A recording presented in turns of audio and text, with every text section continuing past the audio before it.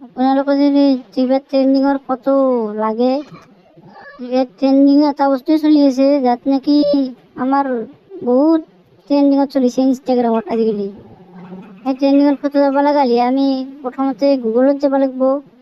গুগলত যাই কিনে তাতে গুগল জিমি জিমি জিমি বুলি লিখিব লাগিব, গুগল জিমি বুলি।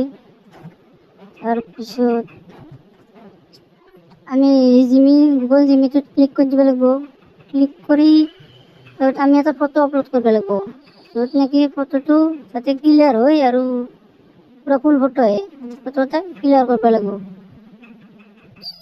ফটোটো ক্লিয়াৰ কৰি লওঁ, তাৰপিছত কেপশ্যন লিখি দিব লাগিব, ভালকৈ লিখি দিব লাগিব। যি মোৰ তাত কপি কৰি ল'লেই হ'ল, যিখানটি লেখাই আছে সেইখানটি মোৰ ইয়াতে লিখি দিয়াই আছে, সেইখান কপি কৰি ল'লেই হ'ল সকলে।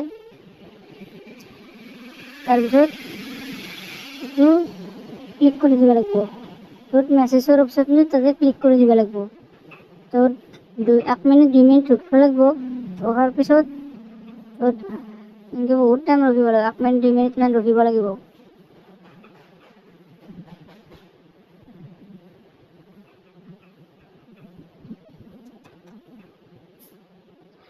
তাৰপিছত ফটো আহিবৰ টাইম হ'ল আৰু ফটোটো আহি গ'ল মোৰ।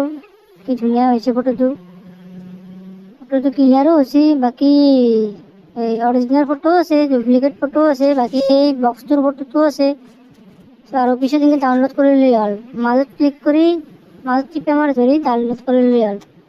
আপোনাৰ ফটো সেই ক্লিয়াৰ। ট্ৰেণ্ডিঙত যি ফটো লাগে চব পাই যাব।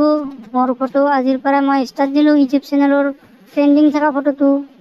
মই যি ট্ৰেণ্ডিঙত আহে দি থাকিম পাৰাক গেলি।